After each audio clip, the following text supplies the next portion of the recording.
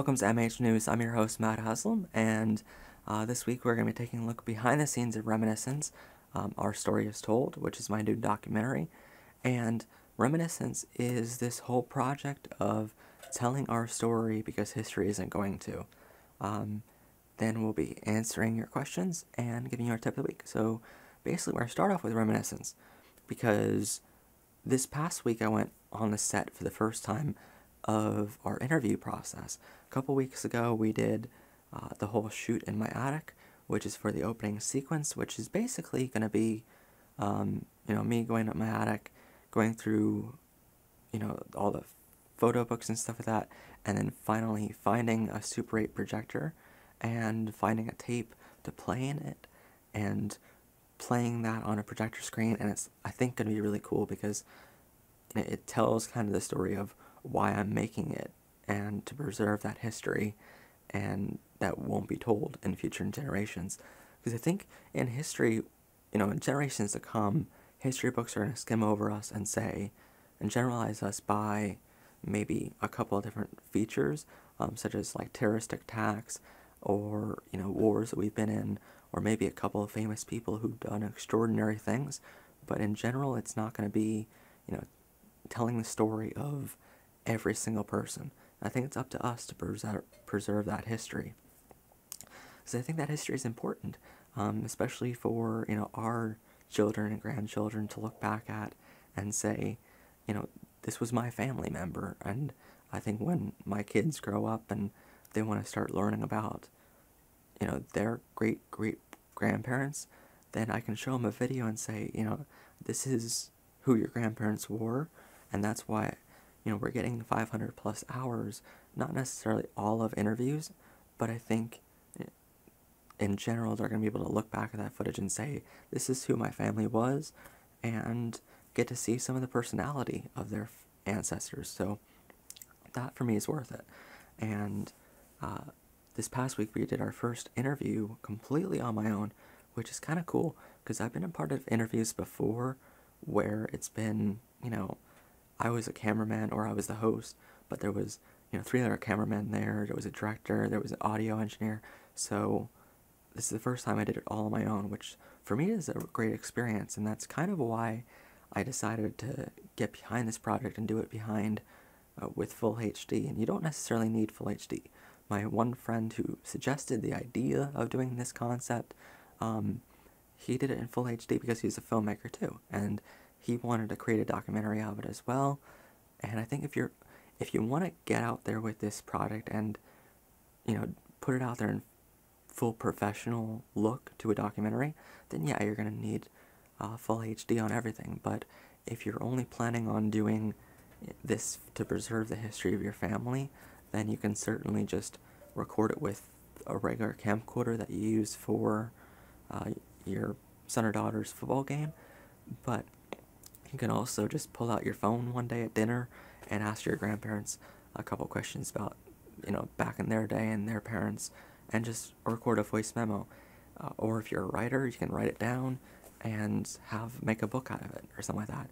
For me, I'm a video maker, so why not make a video out of it? So it's also practice for me because, again, this is the first time we're doing interviews all on my own and all on our own when I have crew.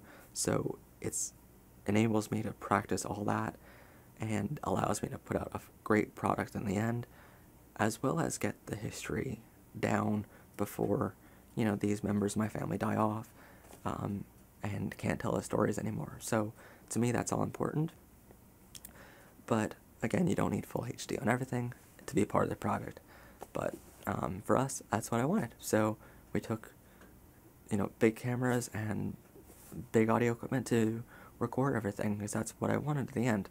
So basically, one of the biggest things on set that was learned a couple weeks ago while we were doing the opening sequence was, we put lights in there, and it's a very tight, cramped space in my attic, and we wanted this very big location to make it look like it's much bigger than what it is. And so a lot of what we learned was to put cameras in very awkward positions to, make that illusion for the audience. And, it's trying to figure out where to put lights and stuff like that. But one of the techniques we found was to put lights aimed at the wood, which generally in filmmaking, if you point a light away from your subject, you can bounce it off of cardboard or something like that, white cardboard or a flag, and have it come back diffused. But we wanted the look of a darker feel to it because it's an attic, so we aimed it at the wooden, the dark, almost mahogany type wood of the attic ceiling, and then aimed it back, and it gave it that darker look to the overall scene because it diffused that light in a much darker tone, rather than just diffusing our light with a flag or a diffusion paper or something like that. That's kind of the feeling that we wanted to the scene, so it gave it a lot better look to it. So that's one technique there on set. That was kind of cool because you record the audio very separately that we'll end up using as sound effects to that, because there's going to be music and a voiceover over top of all that. So, it's all a really cool learning process to do that scene. And then the interview was another interesting one, because not only did my truck break down while we were on set that day, but that had nothing to do with filmmaking, but basically it was this experience of hitting record on the camera, making sure this camera's framed up right, the B camera's framed up right, and you can see in a clip here that the difference between a Canon T5i and a Sony camcorder that you use for like recording your kid's baseball game or something like that, there's definitely a difference in quality. So everything we're going to use is from the main camera, the Canon T5i, because of the quality there. But one of the tricks to that set was actually behind our interviewee was a wall, a white wall, but it looks like it's this white curtain and this infinity white, with a little bit of color correction there in the scene, and the right lighting, it looks like an infinity white background. So that's kind of cool. I like that look, and it's kind of cool that we got to pull it off. Then we also had our Zoom H4n for all of our audio with a shotgun mic above us, and that was kind of just a unique way to do it all by myself. So I had like all the controls to the cameras right in front of me.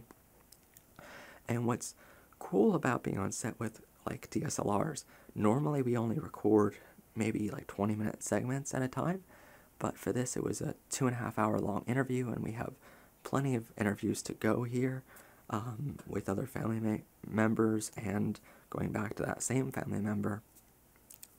But it was unique to basically have a 2.5 hour long video on multiple cameras, and our Canon T5i, which is DSLR, only records up to a half hour.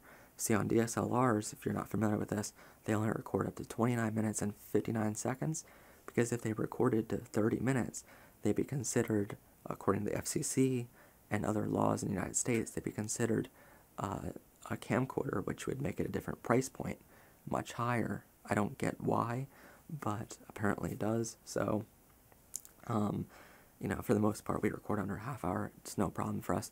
But for this, it meant every half hour you needed to hit record again. So that was kind of an issue. That's why we had the B camera. So that way the video between second to second isn't lost. So rather than interrupting my actor and telling them, stop for a minute, now let's go again, it was just trying to find a way to hit record as soon as you could, taking SD cards and the batteries out of the camera, replacing them really fast, putting them back in as soon as possible, and then keep recording. And it was the first time I actually had an external monitor for my Canon T5i, which was really cool because I can see, what's going on over here, and then look at the actor in front of me.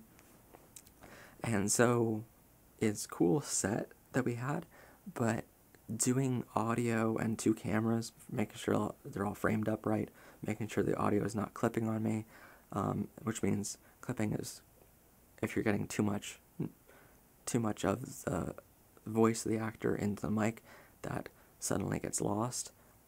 If like suddenly I would yell here, the mics wouldn't pick up that too well, and it would sound really grainy and stupid. So it wouldn't sound like a full voice. So make sure my microphones didn't do that. And also, the main challenge in being your own filmmaker, normally there's like a host, and then there's a cameraman, and then there's an audio engineer. For me that day, it was only me. So the main challenge became trying to keep up the conversation with my interviewee and keeping up, making sure that they're giving good answers, make sure I'm giving them great questions and open-ended questions. That way, they can keep going with their story, but at the same time, I'm over here, importing footage. That way I can get the SD card back to the camera as fast as possible. And, one thing I learned is I need more SD cards, definitely, for that type of a shoot. But, hey, it all worked out in the end. I think it looks really great.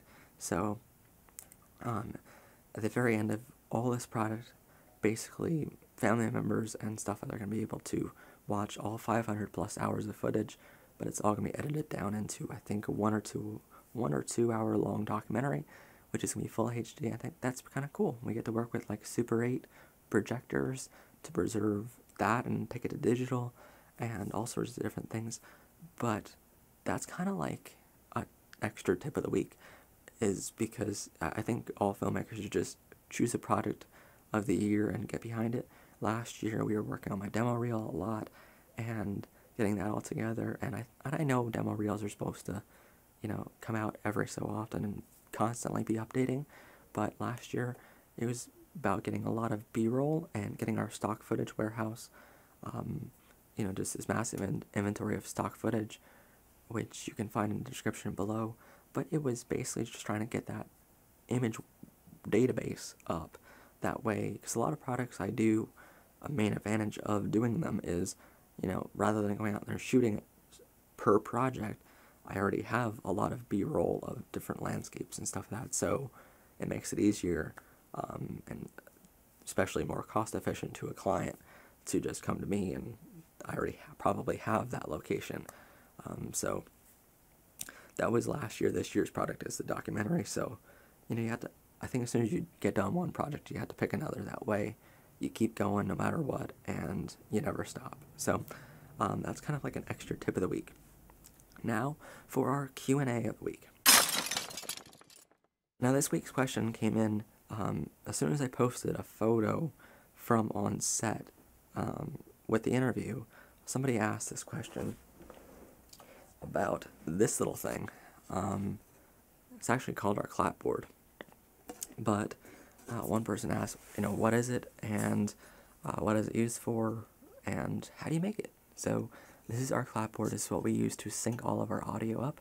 So at the very beginning of every clip, you'll see me, actually, I'll cut it out later, but normally you'll see me go like this and then clap down.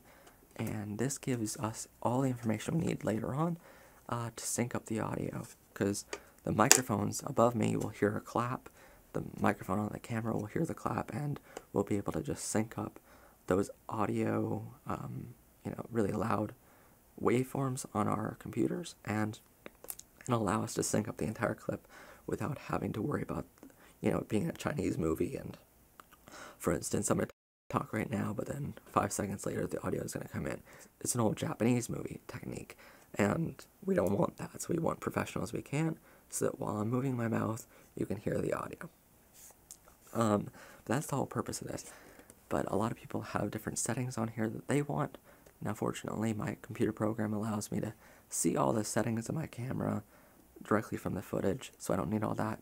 But I need to know what production it is, the scene number, and the take of that scene, and then I need to know all the specifics here. For color correction, I need to know like what director it was. A lot of times for me it's, I'm the director, and then I'll write down how many cameras were used that day. So if it's a 3 or 4 camera production, I'll go in front of the cameras, aim it at each camera somewhere, and then clap. So that way I know it's more than one camera, so all the cameras can sync up to the same time code. And then what date it was recorded on, and finally for color correction, later on, I have interior, exterior, day, and night. That way I know where we're shooting at. But on the Facebook photo, which is right here, it showed not a scene number, and people wondered, well, why did I do that? A lot of times when I'm doing an interview or something like that, I'll write down who the interviewee is there, because, you know, a lot of times for like music videos and stuff like that, we'll have a script that we go by. Or for a real film that's all scripted out, we'll know this scene has to go here, this scene needs to go next, and we'll number all of those scenes.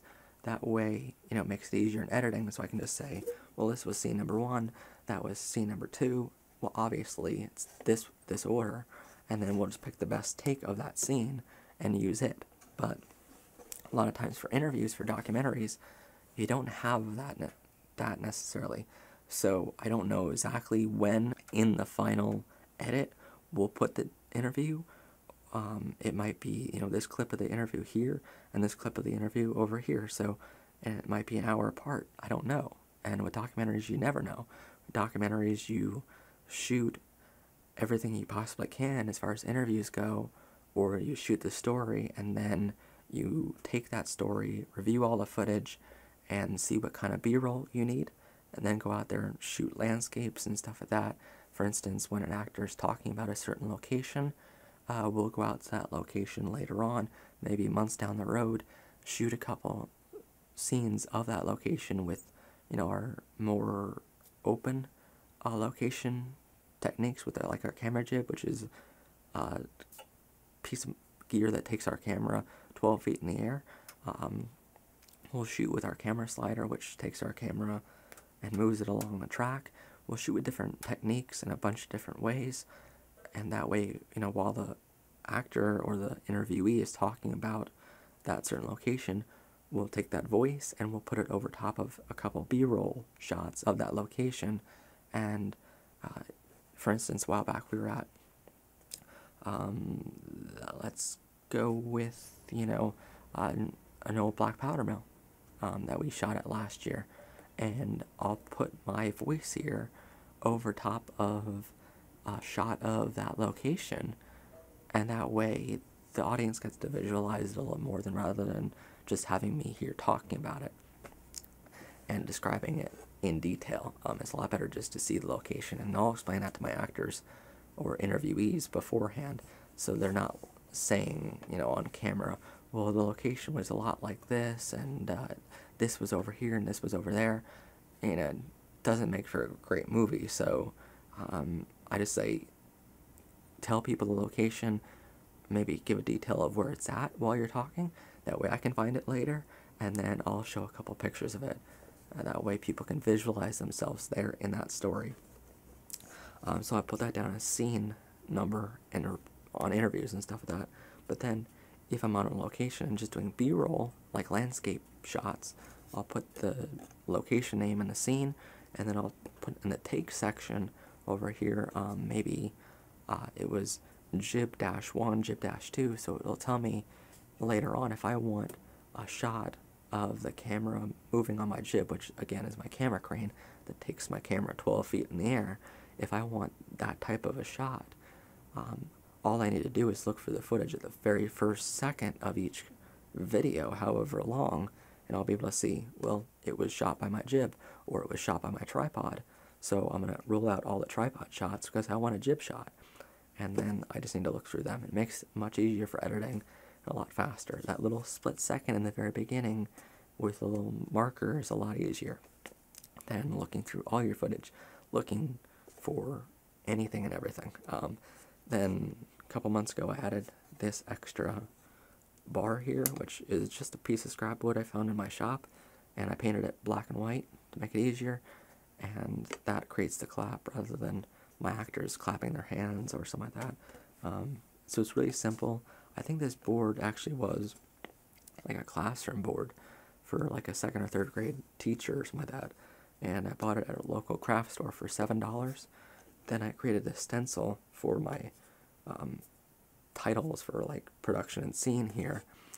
I created that with an 8.5 by 11 shipping label that I found at Walmart, which I think was $3 or $4. So $10, and you can build this on your own and have a clapboard. These normally cost like $40 or $50. And I know there's an app on an iPad that you can get, Shot Lister or something like that. And it's like, again, $30, $40, $50, some of that. And it's all digital, but I don't need that. I just need basic information that tells me what I need to know, so I'm not looking through all my footage all day long to find one shot. So that's my clapboard. Now we're going to give you our tip of the week.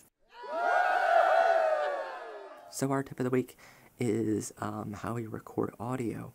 And audio for me is recorded with my Zoom H4n. Little handy recorder here. It's actually this thing.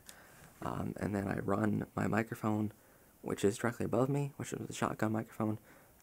It's the Samson CO2 cardioid mic.